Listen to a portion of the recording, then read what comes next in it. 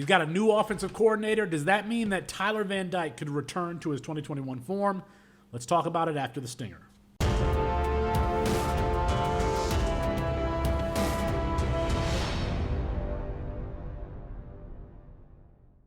It's Felix Sharp at Sharp Review on Twitter for CampusToCanton.com. If you like this video, please consider hitting the like button and subscribing to the channel so you never miss any of the content that we're dropping, always about college football, usually from a college fantasy lens. And if you haven't heard what a Campus to Canton League is, the same name of the website, then you need to check out Campus to Canton Fantasy Leagues and CampusToCanton.com, the website. If you want more information about what Campus to Canton is, I will put a link in the description box.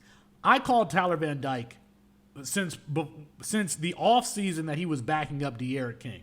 Coming out of Connecticut, he was one of my favorite players, a big, mobile quarterback who could throw the ball downfield. And then when he got his chance in 2021, we actually saw that.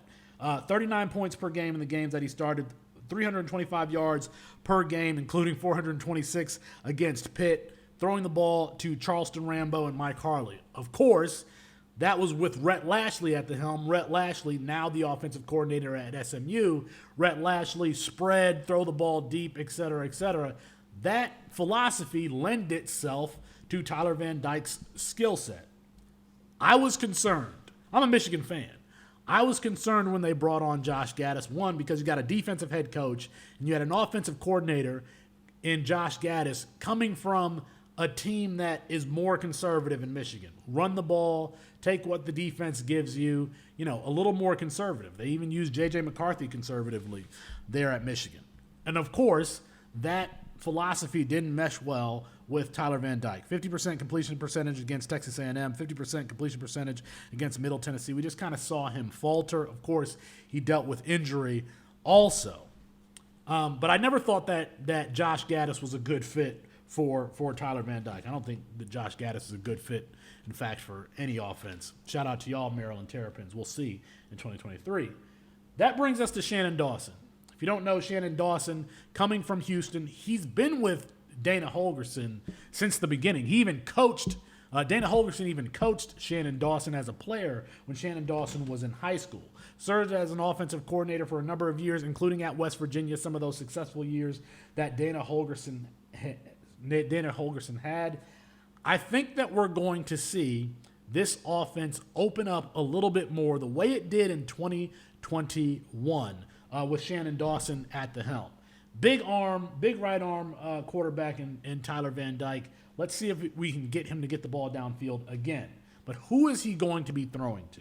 I had really high expectations for Elijah Arroyo coming out of high school. He hasn't been able to stay healthy. He's not healthy now.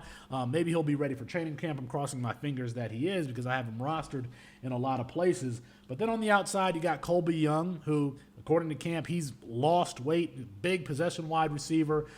Should be a bully. Back shoulder fades, et cetera, et cetera. I think that we'll see him get that. And then, of course, Xavier Estrepo, the slot wide receiver, the security blanket.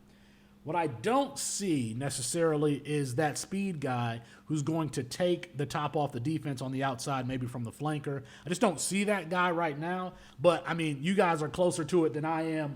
Miami, the U fans, you can let me know. Let me know in the comments, do you see Tyler Van Dyke bouncing back this year with Shannon Dawson as the offensive coordinator?